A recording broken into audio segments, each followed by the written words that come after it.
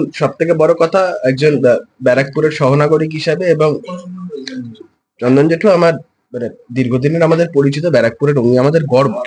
যেই সিদ্ধান্ত উনি নিয়েছেন, দেখুন একটা সময় আমরা দেখেছিলাম এই বাংলাতেই নাইট উপাধি ফেরত দিয়েছিলেন রবীন্দ্রনাথ ঠাকুর, এবং একটা ঘটনাকে কেন্দ্র করে একটা প্রতিবাদী একটা ভাবমূর্তিকে প্রতিবাদী ভাবমূর্তি সামনে রেখে একই জিনিস আজকে সরকারের এই যে চরম ঔদ্ধত্য একটা দেখা যাচ্ছে, সরকারের যে এই যে মনোভাব যে সবকিছুটা তারা নিজেদের পৈতৃক সম্পত্তি হিসাবে মনে করছে, এই পুরস্কার বা কোনো কিছু, এগুলো তো কোনো কিছু চামচাবাজি করে বা পদলেহন করে পাওয়া বিষয় নয়। যারা পেয়েছে তারা নিজেরা কষ্টার্জিত বিষয় এগুলো, সেই জায়গা থেকে এই উপলব্ধিগুলো তাদের নেই, তারা নির্বোধ বলে তারা এই কথাগুলো বলছেন। কিন্তু চন্দনবাবু যেটার পরিচয় দিয়েছেন সেটা হচ্ছে শিরদাঁড়ার পরিচয় দিয়েছেন। বাঙালি হিসাবে, ব্যারাকপুরবাসী হিসাবে আপামর সকল বাঙালিদের, আজকে চন্দনবাবু সকল বাঙালিদের যে প্রতিবাদী সত্তা, সেই প্রতিবাদী সত্তার প্রতীক হয়ে থাকলেন। চন্দনবাবুকে প্রণাম করতে আসা, শুভেন্দুবাবু বলেছিলেন আসার কথা এবং উনি সময়ের জন্য আসতে পারেননি, ফোনে কথা বলেছেন। সকালবেলায় বিজেপি রাজ্য সভাপতি সুকান্ত মজুমদার উনি বিষয়টা সকালে অবগত হয়েছিলেন এবং উনিও বলেছিলেন যে আমি একবার ফোনে কথা বলবো, এবং উনাকে ফোনে আমন্ত্রণও জানিয়েছেন একসাথে চা খাওয়ার জন্য। তো এই বিষয়গুলো কোনো কিছু রাজনৈতিক ব্যাপার নয়, সম্পূর্ণভাবে একজন মানুষ, একজন বাঙালি, একজন আপামর সংস্কৃতিবান মানুষ, তার পাশে দাঁড়ানো, এর মধ্যে কোনো রাজনীতি নেই। আমি বিরোধী দলনেতা বা রাজ্য বিজেপি সভাপতি হিসেবে কথা বলিনি।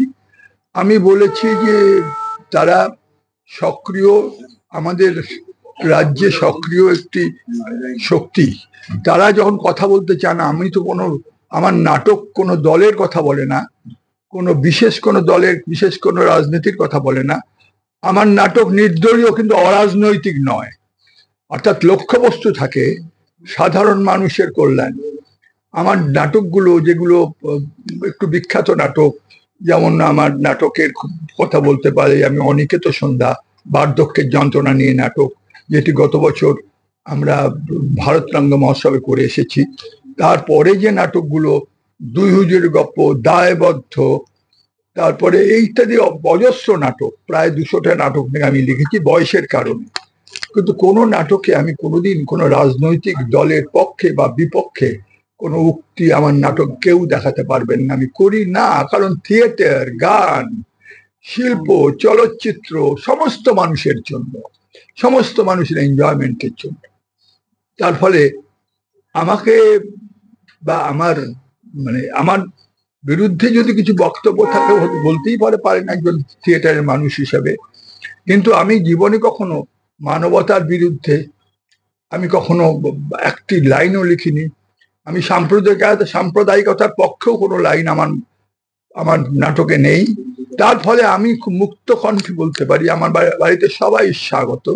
থিয়েটার বা শিল্প বা চলচ্চিত্র বা ছবি সমস্ত মানুষের কাছে, সমস্ত মানুষের কল্যাণের জন্য।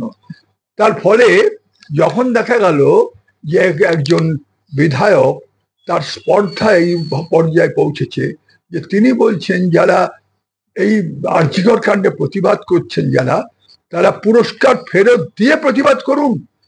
আমার মনে হলো যে এই ছেলেটিকে তো আমি চিনতাম, ও তো আমার বাড়িতেও এসেছে, নাট্যকর্মী। তার এত বড় স্পর্ধা হলো, সে বানিয়ে বানিয়ে তো এটা বলতে পারে না, সে ফর্ম শুনে বলতে পারে, অথবা পাঠ মুখস্থ করে কথা বলতে পারে। এটা নিশ্চয়ই সরকারের তরফে তাকে বলা হয়েছে বলতে, তাছাড়া সে বলে কি করে? আমি সকালবেলা রাত পর্যন্ত অপেক্ষা করেছি সরকার তার বিরুদ্ধে কি ব্যবস্থা নেন, কোনো ব্যবস্থা নেওয়া হয়নি। শুনেছি নাকি তিনি, পরবর্তীকালে তিনি নাকি দুঃখ প্রকাশ করেছেন বা এটা জন্য ক্ষমা চেয়েছেন। কিন্তু কে একজন নাকি বলেছেন যে কে কাঞ্চন মল্লিক, যার জন্য চন্দনবাবু এসব ছেড়েছিলেন, কে কাঞ্চন মল্লিক? মানে তিনি একজন বিধায়ক, কে কাঞ্চন মল্লিক কি? তার বিরুদ্ধে কোনো ব্যবস্থা নেওয়া হয়েছে? এখনো পর্যন্ত কোনো ব্যবস্থা নেওয়া হয়নি। আপনার সাথে কি কোনো কথা বলা হয়েছে সরকারের পক্ষ থেকে? এখনো পর্যন্ত আমি কালকে সকালবেলা পাঠিয়েছি, আমার সংস্কৃতি সচিবকে চিঠি পাঠিয়েছি, মানে আমি মেল করে পাঠিয়েছি আমার মেল থেকে।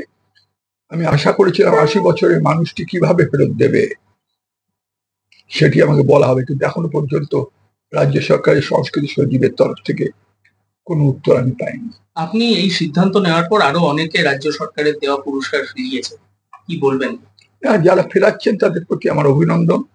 আমার মনে হয় যে যতক্ষণ না পর্যন্ত নির্যাতিতা, ধর্ষিতা এবং আমাদের বাংলার ইতিহাসে সবচেয়ে কলঙ্ক যে আমাদের স্বাস্থ্য ব্যবস্থা, আমার বাবা 40 বছর ডাক্তারি করেছেন, তারপর ডাক্তারদের প্রতি আমার একটা অন্য ভালোবাসা আছে, অন্য মোহ আছে। সেই ডাক্তারদের যেভাবে তৈরি করছে, ডাক্তার তৈরির যে কারখানা বলা যায়, সেই ইনস্টিটিউট গুলো যেভাবে কলুষিত হচ্ছে, উত্তরবঙ্গ থেকে শুরু করে একদম মেদিনীপুর পর্যন্ত আমি দেখতে পাচ্ছি যে একটা বিরাট নেটওয়ার্ক কাজ করছে এর মধ্যে। আমি চাইছি যে ডাক্তাররা আগামী দিনে আমার নাতি নাতনিকে দেখবে, তারা যেন সত্যিকারের ডাক্তার। আমি আতঙ্কিত হচ্ছি ভবিষ্যতে। রাজনৈতিক দলের পক্ষ থেকে আসি, সরকারের এই যে অগণতান্ত্রিক নীতি বা সরকারের এই যে স্বাস্থ্য ব্যবস্থার যে অস্বাস্থ্যকর পরিবেশ অবস্থা, আমরা তার বিরুদ্ধে যারা যারা আন্দোলন করেছেন, যারা যারা পাশে দাঁড়িয়েছেন, আমার দল এবং আমরা ব্যক্তিগতভাবে আমরা সেই লড়াইতে আছি।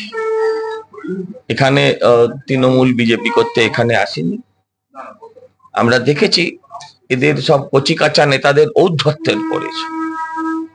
একজন নয়, একটা কাঞ্চন মল্লিক স্ক্রিপ্ট পাঠ করেছে তা তো নয়, কুণাল ঘোষ একই কথা বলেছিল, অনেকেই এ ধরনের কথা বলেছে।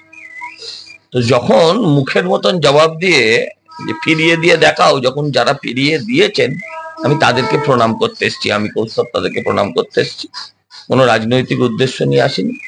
আমাদের অপোজিশন লিডার আমাকে বলেছিলেন, ওকে বলেছেন যে গিয়ে একবার প্রণাম করে এসো, আমরা সেটাই করতে এসেছি।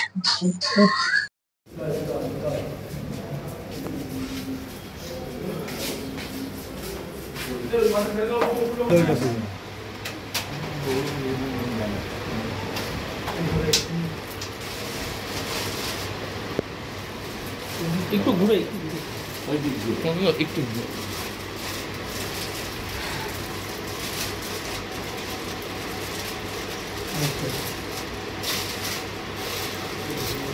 আপনাকে আমি প্রণাম জানাই।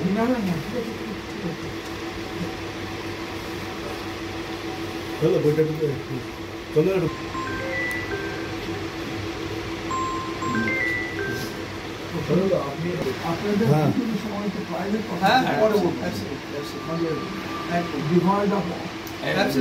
বলেনি, কনফার্ম করেনি, আজকে জানিয়ে দেবে, ওরা আজকে জানিয়ে দেবে। দিয়ে যাওনি কাদন চাপা থিয়েটার ওয়ার্কশপ রক্তপ হয়েছে আমার কনফার্ম করেছি তখন চন্দন তাকে নাটক করে কাশি থেকে নাটক করে যখন তারা ফিরছেন, তখন মাঝপথে তাকে আটকায় একদল মানুষ তাকে গ্রামের মধ্যে বলে আপনি দেখাবেন মুসলিমদের বিরুদ্ধে। মুসলিমদের আমার নাটকের নাম ছিল দিয়ে যাওনি কাদন চাপা। মুসলিমদের বিয়ের সময় যে গানগুলো গাওয়া হয় তাকে অবলম্বন করে আমার সেই নাটক খুব বিখ্যাত নাটক। তখন আমাকে অশোক বন্ধু ফোন করেন যে আমার বাস আটকে রয়েছে আর আমি কখন ফিরব। তখন আমাকে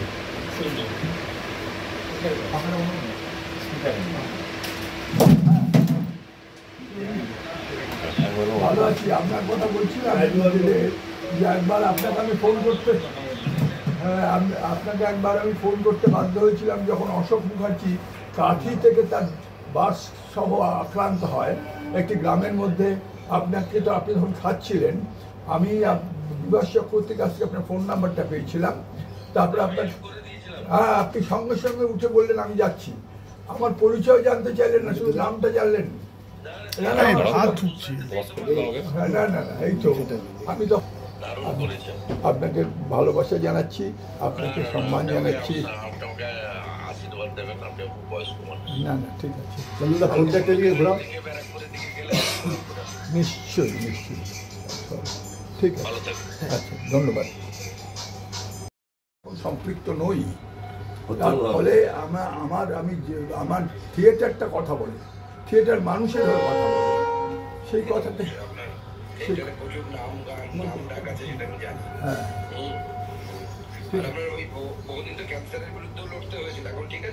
আমি নই, সেটা হচ্ছে ছোট চন্দন সেন। হ্যাঁ, ছোট চন্দন অভিনয় করে। আমার এখনো পর্যন্ত আপনাদের শুধু তেমন কোনো রোগ হয়নি, শুধু বার্ধক্য রোগ। আচ্ছা 80 বছর। মোবাইলটা ঘোরা দিবে, ঠিক আছে, শোনো না, মোবাইলটা ঘোরা, হ্যাঁ, ঠিক আছে, ধন্যবাদ। এদিকে ঘোরাবো, একটু ফোনটা দিয়ে ধরো, ফোনটা। ভালো আছে, শরীর ঠিক আছে, শরীর ঠিক আছে। আপনার সঙ্গে তো আমার মাঝে মাঝে আমি শুভেচ্ছা জানাই আপনাকে।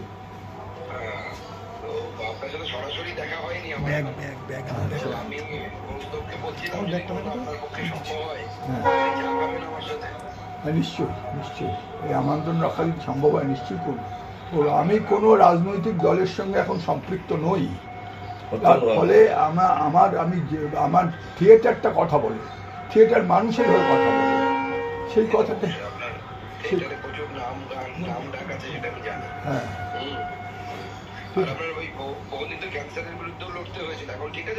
আমি নই, সেটা হচ্ছে ছোট চন্দন সেন। হ্যাঁ, ছোট চন্দন, সে অভিনয় করে।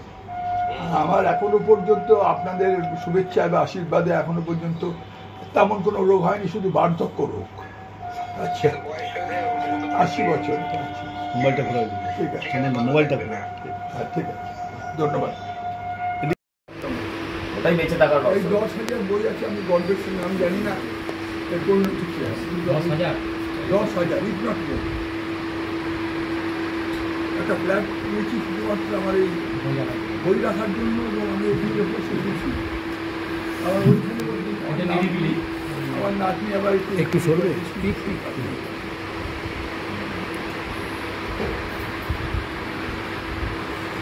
অকারণে আসবো, একদম একদম অকারণেই আসবো।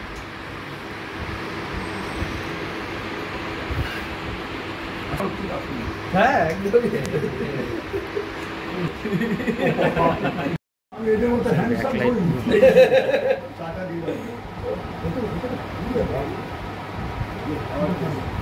বাবার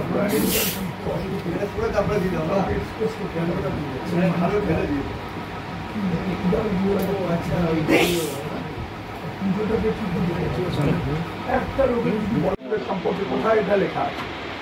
আমার নাটকের নাম ছিল বিয়ের গাউনি কারণ চাপা। মুসলিমদের বিয়ের সময় যে গানগুলো গাওয়া হয় তাকে অবলম্বন করে আমার সেই নাটক খুব সুখ্যাত নাটক হয়। তখন আমাকে অসংখ্য ফোন করেন যে আমার বাস আটকে রয়েছে আর আমি কখন ফিরবো।